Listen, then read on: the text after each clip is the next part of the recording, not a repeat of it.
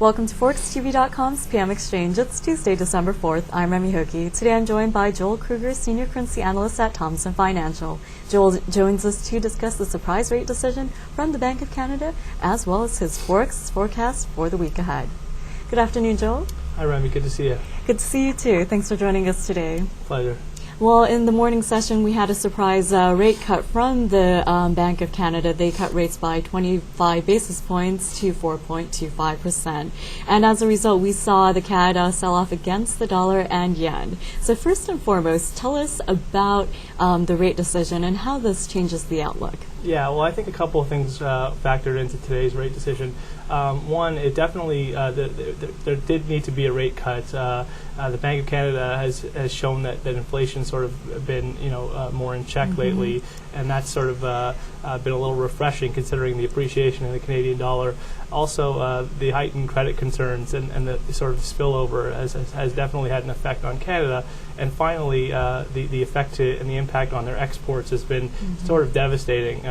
We've seen, a detrimental impact on their exports as a result. So the necessity to cut rates has been there. It was just a question of whether they were going to do it now or into the next year, and certainly came as a little bit of shock to some. I think that it was a very good decision for the Bank of Canada to go today. I think that given there's been a little bit of pressure from the Fed on other central banks at this time, given the Fed's worries about inflation, and I think there might have been some unofficial talks going on.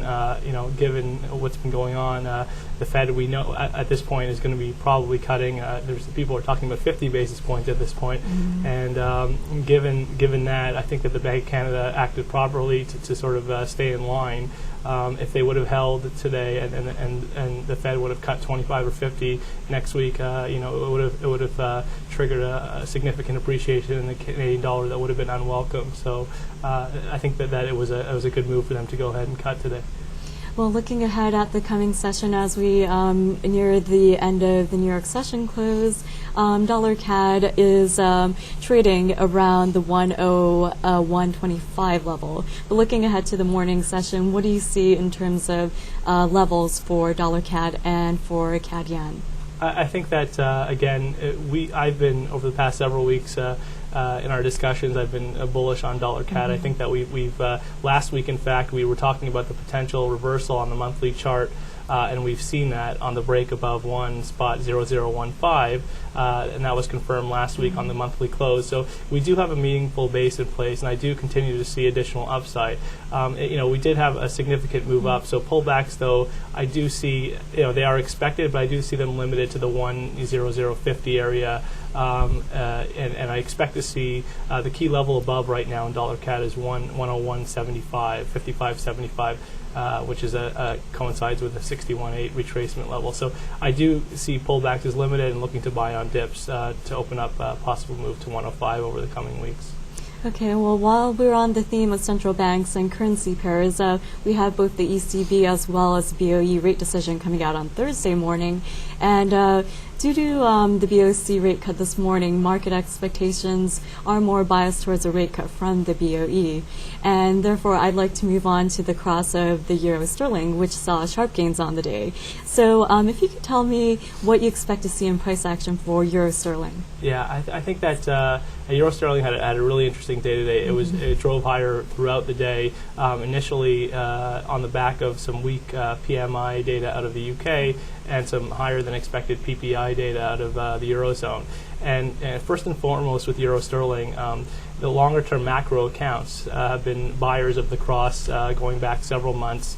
They continue to buy on dips. So you see heavy buying on dips, on the expectation of the interest rate differential narrowing in favor of the euro. So you continue to see that. And today we had the weak data out of the UK, the stronger than expected PPI, and then the Bank of Canada decision was pivotal, indirectly affecting euro sterling because the expectation, the speculation now going forward is that the BOE, who has been equally sort of in a deteriorative state with their economy, they should be, we know that they're going to be looking to cut also, and given with the Bank of Canada today, there is an expectation that possibly they're going to be cutting this week. So I think you've seen that driving euro sterling higher. Again, I would expect current levels by 71, 70, 80 to possibly hold for now. We've had a strong move today. The key level to watch above in euro sterling is 72.15, 72.16, which is the yearly high, and I would not be looking to buy euro sterling until we break above that, and that would expose 72.55. So right now, my outlook right now would probably look to sort of hold off on that. But again, fundamentally, people continue to be buying this cross on expectation of a narrowing yield differential. Well, Joel, you just highlighted the fundamentals for the day from the Eurozone, so let's move on to Euro-Dollar. Well, on the day we saw dollar weakness against the euro, and there were thin volumes. So what factors will weigh on Euro-Dollar going into tomorrow's session, and what do investors and traders need to keep an eye on? Sure. I think that what's been driving euro over the past day and going forward is a lot of it is sort of flow derived and technically based. There were some comments out today from German finance minister, which sort of highlighted the euro's ability to handle the elevated exchange rate. And at the same time, I think that early on we saw a rally in euro-dollar. There was the GCC meeting, and people were a little bit afraid still about how close it is in terms of what these countries feel about, how they feel about depegging. At the end of the day, though, I think that what's been prevailing is technicals and flows, and continuing to see people buying the euro on dips into year end. December is traditionally not a great month for the dollar, so I think that you're seeing that. But going forward, I do think that maybe we go a little bit higher, but I think that you will continue to find resistance above. The market's going to be focused this week. There is some data out tomorrow, but I think obviously the key thing is the NFP on Friday, and the market will look for that as a guide. The Fed continues to highlight the fact that they're going to be focused on data over the next couple of weeks, and certainly NFP on Friday is a central is a critical number. So I think that the market will be looking at that and trying to gauge off of that. And indeed, we do have Friday. We have non-farm payrolls as well as the unemployment figures coming out at 8:30 in the morning. So in the New York session, first and foremost, if you could give us your expectations for figures for NFP and unemployment, and what we could possibly see in terms of dollar trading. Well, I think that, again, we're looking at a 65,000 number for NFP, which is the expectation is somewhere around 65, 70,000. So we're looking for that. I wouldn't be surprised if it comes in maybe a little bit slightly higher than that, but it should come in around there. But again, my expectation is that the markets will continue to gauge off of how the number comes out and react based on what their expectations are for a Fed cut. I think that right now the question is not whether the Fed is not going to cut or 25, rather 25 or 50. And I think I want to highlight the fact that I think the Fed's in a lot better position right now, given what the Bank of Canada did today, and hopefully the BOE will cut this week too, and that will allow them to look to focus on cutting 25 points and helping out what's been going on in the credit markets. I think up until now that it's been problematic, but I think that this will alleviate some of their inflationary pressures. And before we wrap it up, I'd like to get your forecast for Euro-Yen as well as Dollar-Yen. We're ending the New York session here with the major indexes down on the day. So going into the Asian session and coming into the New York session, if you could give us your yen forecast. Sure. With Euro-Yen, again, it's just a bit of a mess right now. We're chopping around in this 164, 158.70 level. Again, my expectation is that we continue to chop, and we need to break one of those two levels for the next moves. My bias is for further downside. Most of the yen crosses are showing consolidation off of previous moves down, so we're consolidating off of from a move that had initially been higher. So my bias remains to the downside. Fundamentally, it sort of coincides with my views that risk aversion remains at the forefront of investors' minds. With stock market off again today, we continue to see that should continue to put pressure on dollar yen to the downside and euro yen as well. So I do see my bias is to the downside, but I would caution traders to beware of sort of the choppy trade on the crosses. Dollar yen, the key levels to watch are 111.25 above, which is Friday's high, and 109.10 below, which is the recent lows from the 12th of November. Dollar yen on the chart, it's a little bit interesting what's going on right now. It's sort of, you've got this potential for something called an inverse head and shoulders. If we head back down to 109.10 and we hold down there, and then we start to make our way back, then you have the argument for a potential right shoulder of an inverse head and shoulders, which would project potentially more upside on a break back above sort of the 111.75.80 area that would sort of open to 115. Now, this is all premature. My bias, however, is for that not to play out, and probably you'll see a break back below 109.10, which should open a move back towards the 107.20 area.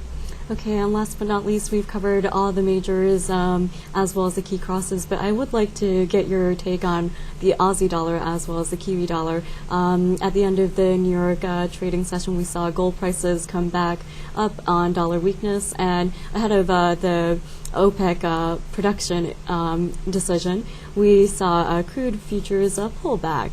So going into tomorrow's session, if you could give us your Aussie and Kiwi forecast. Yeah, sure. I think that we continue to need to be focused with Aussie and Kiwi on risk aversion and commodity prices. I think that you mentioned, it's a good point what's going on with commodities, and commodities have been starting to come off, which is indicative of potentially a slowdown in growth. And I think that should continue to weigh on Aussie and Kiwi going forward. Fundamentally, that's what you want to look at. Both of them have interest rate decisions this week, but both are expected to hold. Yesterday, Australia had some weak retail sales data, so that pretty much put the final stamp on the fact that they probably are going to hold today, and as I believe they should. Technically, both Aussie and Kiwi is a little prettier, but on the chart, both show potential for a head and shoulders top, which, if triggered, would open retests of the yearly lows on both of them. So the key levels to watch above in Aussie, the key level to watch is 89.25, which is last Wednesday's high, and that would be, maybe where we'd see a right shoulder. Below 86.55, 8600, 86.55, which is the neckline in previous support. If we can break below 8,600, I think you see some really good downside, opening possibly back towards the early lows. Kiwi above 77.65 is the key level to watch above, and that was a high from last week. And 74.50 is a level to watch below, which is the neckline of what would be the neckline of that pattern formation. So they look pretty. Fundamentally, should risk aversion continue to be at the forefront of people's minds, should commodity prices start to continue to come off, and should these economies start to look to maybe possibly hold, if not enter a period of easing, should all these things play out, then I think that that plays well into these topping formations and potential downside for the commodity currencies. Okay, Joel, as always, thank you very much for your insight and analysis. My pleasure. Good to be here. This has been your Forex News with Joel Kruger from Thomson Financial. Next up, we have your equities and commodities wrap-up for the day. U.S. stocks fell for a second straight session, with the major indexes down 0.5% on the day. The market is pricing in expectations for the Fed Reserve's next move, and concerns about the housing market downturn as well as credit concerns continue to weigh on investor sentiment. Earlier today, J.P. Morgan downgraded major securities firms. Earnings estimates for Lehman Brothers, Merrill Lynch, Goldman Sachs, and Morgan Stanley were downgraded due to the potential for more write-offs. Meanwhile, other investment banks and financial companies declined, including Citigroup, Bank of America, as well as Freddie Mac and Fannie Mae. At the closing bell, the Dow Jones Industrial Average fell nearly 66 points, closing at 13,248.73. The tech-heavy Nasdaq ended down by over 17 points at 2,619.83, while the S&P 500 fell 9.6 points, closing at 1,462.79. In the fixed income market, Treasury bonds were down on the day. The market focused on the Federal Reserve's next rate move as some profit-taking took place on the session. The benchmark 10-year note was down with the yield at 3.881%. The 30-year bond reversed gains seen earlier in the session and fell with the yield at 4.341%.